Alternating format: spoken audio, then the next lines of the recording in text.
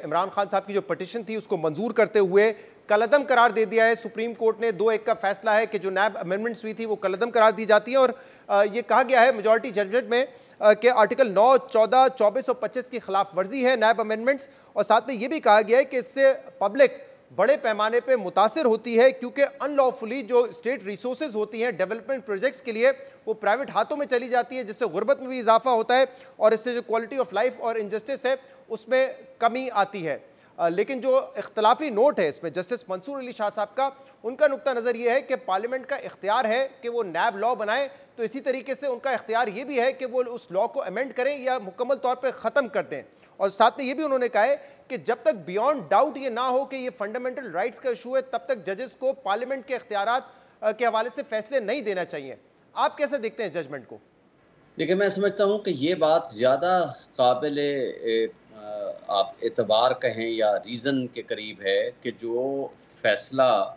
जब आप उसको देख रहे हैं कि एक शख्स जिसने पब्लिक का पैसा है, उसने करप्शन के ज़रिए लूट के अपने अकाउंट में डाल दिया, मुल्क से बाहर चला गया, तो हम अगर उसको माफ़ कर देंगे या इस तरह लॉ को अमेंड कर देंगे तो ये अनकॉन्स्टिट्यूशनल एंड इल्लीगल होगा। तो मेरा ख़्याल है कि सुप्रीम कोर्ट का जो मेजॉरिटी व्यू है वो बहुत बेहतर और रीज़नेबल और ठीक है, आइन और क़ानून के मुताबिक है, और मैं उसको समझता हूँ कि ये बड़ा ही मोतबर फ़ैसला है। इससे एहतसाब का निज़ाम बेहतर होगा और इससे कम से कम उन लोगों के ऊपर एक डर खौफ पैदा होगा जिन्होंने इस मुल्क की लूटी हुई रकम को या मुल्क से बाहर ले गए हैं और या यहाँ उन्होंने अपने ज़ाती इस्तेमाल में लाए। लेकिन शोएब साहब, जो इख्तलाफी नोट है मंसूर अली शाह साहब का, उसमें वो ये कहते हैं कि पार्लियामेंट का काम है कानून साजी करना, नैब लॉ उन्होंने ही बनाया और वो उसको अमेंड भी कर सकते हैं और वो चाहे तो मुकम्मल तौर पर ख़त्म भी कर सकते हैं। इस पर आपकी क्या राय है? देखें, इसमें तो कोई शक नहीं कि पार्लियामेंट को ये अख्तियार हासिल है कि वो कोई भी कानून साजी कर ले, इवन आइन में भी तरमीम कर ले विद 2/3 मेजॉरिटी। लेकिन एक है अख्तियार, लेकिन एक है अख्तियार का इस्तेमाल कैसे किया। अगर लॉ पर्सन स्पेसिफिक हो, फंडामेंटल राइट्स के ख़िलाफ़ हो, अल्ट्रा वायरीज़ हो, अनरीज़नेबल हो और या अपने एक ख़ास ग्रुप को फ़ायदा पहुँचाने के लिए हो, तो मेरा ख़्याल है कि उसको फिर जुडिशल रिव्यू का हक़ तो सुप्रीम कोर्ट को हासिल है। और सुप्रीम कोर्ट ने इस ग्राउंड पे और इन रीज़न्स पे जो उसको सेटिसाइड किया है, उस पे तो मेरा ख़्याल है कोई दूसरी राय नहीं है। ये कहना कि पार्लियामान को अख्तियार नहीं है, ये बात तो दुरुस्त नहीं है। पार्लियामान को बिल्कुल अख्तियार है, लेकिन उसके अख्तियार का इस्तेमाल क्या उन्होंने इन गुड फेथ किया है या इन लैक ऑफ बोनाफाइडी उसमें नज़र आ रही है। अगर ये नज़र आ रहा है कि शरीफ फैमिली का वकील लॉ मिनिस्टर हो और वो कानून बनाए और पार्लियामेंट के बैठे हुए लोग जो अपने अपने मुकदमात को सामने रखें और उसके नतीजे में उस लॉ को अमेंड कर लें, जिस तरह आप कह सकते हैं बहुत सारी बातें हैं कि मसलन कहा गया कि ख्वाजा बिरादरान जैसे साद रफ़ीक वगैरह के जी 80 के करीब अफराद थे जिन्होंने एप्लीकेशन दी थी, उसमें 100 अफराद की कंडीशन लगा दी गई। कुछ केसेस ऐसे थे, मसलन 40 करोड़ रुपए का मामला है, उन्होंने कदगन लगा दी कि जी 50 करोड़ रुपए से कम की अगर अमाउंट होगी तो वो इनके क्लास में या डेफिनेशन क्लास में या इनके परव्यू में, नैब परव्यू में नहीं आएगी। तो इस तरह से अगर आप क़वानीन साजी करेंगे तो वो कानून को on the touch stone of the constitution उसको परखने का, चेक करने का अख्तियार लेकिन शोएब साहब, इस वक्त जो पार्लियामेंट थी या जो पार्लियामेंट अगली भी आएगी, उसमें तो बहुत सारे ऐसे लोग होंगे और तमाम सियासी पार्टी से होंगे जिनके ऊपर नैब के मुकदमात हैं, यानी कि पीपल्स पार्टी के ऊपर भी हैं, नून लीग के ऊपर भी हैं, अब तो खुद इमरान खान के ऊपर भी 2 केसेस हैं, उनकी पार्टी के रहनुमाओं के ऊपर भी हैं। तो क्या इसका मतलब ये है कि अगर इन तमाम पार्लियामेंटेरियंस पे, इन जमातों पे नैब के केसेस हैं तो ये उस कानून को बदल ही नहीं सकते? तो फिर ये नहीं बदल सकते तो कौन और बदलेगा? क्योंकि इनमें से कोई भी अगर पीटीआई, पीपल्स पार्टी या नून लीग कानून बदलने की कोशिश करेगी तो सामने ये आ जाएगी बात कि कॉन्फ्लिक्ट ऑफ इंटरेस्ट है, इनके ऊपर तो खुद मुकदमात हैं, तो फिर कैसे बदला जाएगा ये कानून? देखें, एक है कि सिर्फ ये एक ग्राउंड होना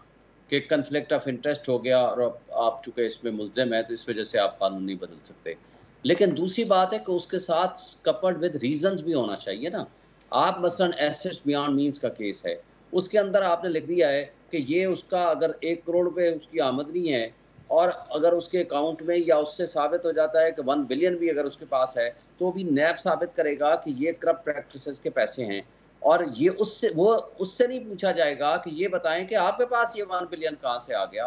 तो इसलिए ये जो प्रिंसिपल ऑफ फेयरनेस है वो इसमें मुख्तलिफ हो गई थी। तो इसलिए बाकी जो ग्राउंड्स हैं, बाकी जो चीज़ें हैं, वो भी देखी जाएँगी। नॉट द ओनली ग्राउंड कि जनाब आप पर्सन स्पेसिफिक लॉ बना रहे हैं, ये भी एक ग्राउंड होगा, लेकिन एक जनरल है। एक है आपकी सारी लीडरशिप उन मुकदमात में, मोस्ट ऑफ द लीडरशिप मुलव्वस है और वो सारे अपने-अपने मुकदमात को सामने रख के आप उसको लॉ को अमेंड किए जा रहे हैं। और ना सिर्फ वो है, बल्कि वो आपने अनरीज़नेबल ग्राउंड्स भी डाल दी हैं उसमें, वो चीज़ें डाल दी हैं जो बड़े ट्रिकी हैं और जिससे आप एहतसाब का निज़ाम आपका कमज़ोर होगा। तो मेरा ख़्याल है कि उन अच्छा, चीज़ों को लेकिन भी शोएब साहब सुप्रीम आपको कोर्ट पता ने होगा कि देखा है। Supreme court, Islamabad high court, Lahore high court की मुतअद्दिद ऐसी जजमेंट्स मौजूद हैं जिसमें वो नैब के कवानीन या नैब के जो किरदार था उस पर वो ये बात नहीं करते हमें दिखाई दिए कि जो एहतसाब का अमल है उसको बड़ा स्ट्रॉन्ग किया है नैब ने, बल्कि जो जजमेंट्स थी वो इसके बिल्कुल बरक्स थी। ये तो हमने देखा है कि कहा गया है कि पॉलिटिकल विक्टिमाइजेशन के तौर पे इस्तेमाल हुआ है नैब का कानून।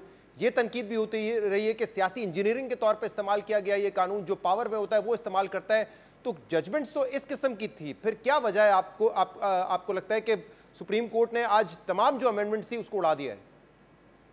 देखें, इसमें तो कोई शक नहीं कि पॉलिटिकल इंजीनियरिंग के लिए माजी में भी इस्तेमाल हुआ है नैब और आज भी इस्तेमाल हो रहा है। मुझे ये बताएं, मैं मुख्तसर सी एक बात करता हूँ, पुराने लॉ में भी नए लॉ में भी जब तक आप इन्वेस्टिगेशन स्टेज पे ना हो, जब तक आप रिपीटेड नोटिस ना दें, जब तक इंक्वायरी रिपोर्ट ना दें, तब तक आप किसी का वारंट ऑफ अरेस्ट जारी नहीं कर सकते। यहाँ खान साहब का वारंट ऑफ अरेस्ट जारी हो गया without giving a single notice और ना उसको इंक्वायरी रिपोर्ट दी गई और उसको एग्जीक्यूट कराया गया थ्रू रेंजर्स, आपने गिरफ्तार करा लिया हाईकोर्ट के प्रेमिसेस से जिसके अंदर वो बेल पिटीशन लेकर आए हुए हैं, अपने आप को कोर्ट के सामने सरेंडर कर चुके हैं। अगर मिसयूज ऑफ लॉ करना है तो इन्होंने करना ही करना है। आप बताएं कि अगर पुलिस गलत किसी को पकड़ लेती है, शुएब साहब, फिर इमरान खान साहब के केस में अदालत ने भी ये ना? देखा और ये चीज ज़ेरे बहस आई कि क्या पहले वारंट जारी किए गए थे, क्या ये मामला इन्वेस्टिगेशन स्टेज पे तब्दील हो गया था, इन सब चीजों को देखा गया ना। अब हम जब पुराने कानून पे चले गए तो इसका मतलब इंक्वायरी छोड़े, कंप्लेंट वेरिफिकेशन स्टेज पर बगैर वारंट के भी गिरफ्तारी हो सकती है। अब तो ये मामला होगा ना, अब तो वो चीज ज़ेरे बहस ही नहीं आएगी कि क्या उसको गलत इस्तेमाल किया या नहीं किया। देखें, पहली बात तो ये है कि ये तो सारे हम कवानीन को पढ़ेंगे, अब तक उन्होंने क्या-क्या सारे लॉज़ तो उन्होंने नहीं वैलिडेट कर दिए। जो कुछ उसमें से अनरीज़नेबल थे उनको ख़त्म किया और जो रीज़नेबल थे, मसलन जो 15 दिन वाली थी, दूसरी तीसरी चीज़ थी, उनको वैलिडेट भी डिक्लेयर किया और सिविल सर्वेंट्स की हद तक भी उनको ख़ासा प्रोटेक्शन मिली। लेकिन क्वेश्चन यहाँ ये नहीं है, क्वेश्चन ये है कि मिसयूज़ ऑफ ऑफ़िशियल पोज़ीशन कोई भी शख्स करे